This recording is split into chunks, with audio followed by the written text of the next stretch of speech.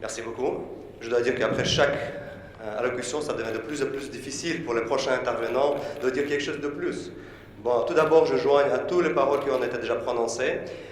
Monsieur le Président de la Commission nationale consultative de promotion et de protection des droits de l'homme, Madame la Ministre, Monsieur le Directeur général de la Sûreté nationale, Monsieur le Conseiller auprès du Président de la République, Messieurs les parlementaires, Mesdames et Messieurs les ambassadeurs, je vous remercie de cette occasion qui m'a été donnée et dans mon allocution, j'aimerais relever la dimension humanitaire de la problématique de l'environnement sous l'angle de l'impact que les conflits armés puissent avoir sur l'environnement, qui est un parmi les plus multiples défis auxquels les organisations internationales humanitaires telles que le Comité international de la Croix-Rouge font face aujourd'hui dans le monde en pleine transformation et mutation. La lutte pour la survie dans les zones affectées par le changement climatique contribue à la dynamique des conflits armés contemporains.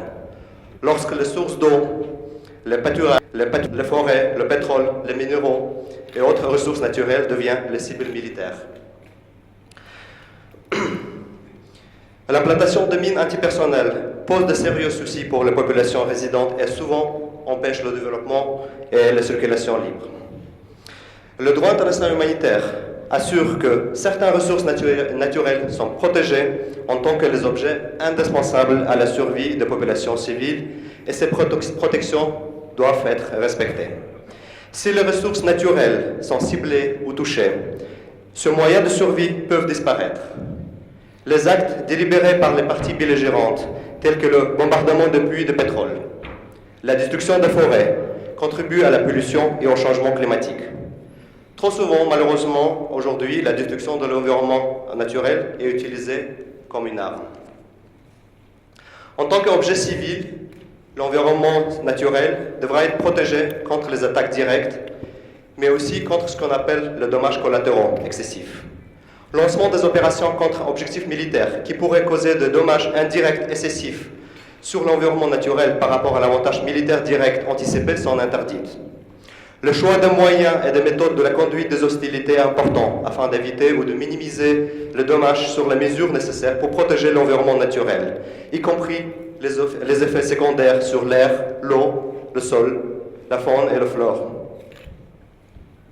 En même temps que la conférence de Paris, la 32e conférence internationale de la Croix-Rouge et du Croissant-Rouge se tiendra à Genève le 7 et le 8 décembre 2015. Et le CICR, avec les sociétés nationales de la Croix-Rouge et du Croissant-Rouge, en concertation avec les États partis aux conventions de Genève, traiteront un nombre de sujets importants relatifs au renforcement de la protection de la population civile en temps de guerre, y compris bien évidemment le sujet de l'impact sur l'environnement.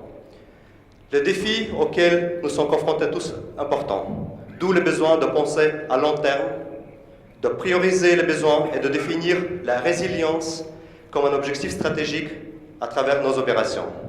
Mesdames et messieurs, nous sommes confiants que la politique environnementale en Algérie, à travers notamment le renforcement de cadres institutionnels et juridiques et l'instauration continuelle de différents programmes environnementaux, aboutissent à la protection efficace de l'environnement, basée sur la concertation, la communication, la participation de tous les secteurs de la société, l'accroissement de la population, la dégradation de l'écosystème, les émissions de gaz nocifs posent de sérieux problèmes environnementaux et l'organisation de ce séminaire national, et je remercie Monsieur le Président de la Commission de cette excellente initiative. L'organisation de ce séminaire national est importante pour permettre de faire un pas en avant en réalisation de plan national d'action pour l'environnement et le développement durable et trouver des solutions ensemble. Je vous souhaite tous une excellente continuation de ce séminaire national important. Merci de votre attention. Assalamu alaikum.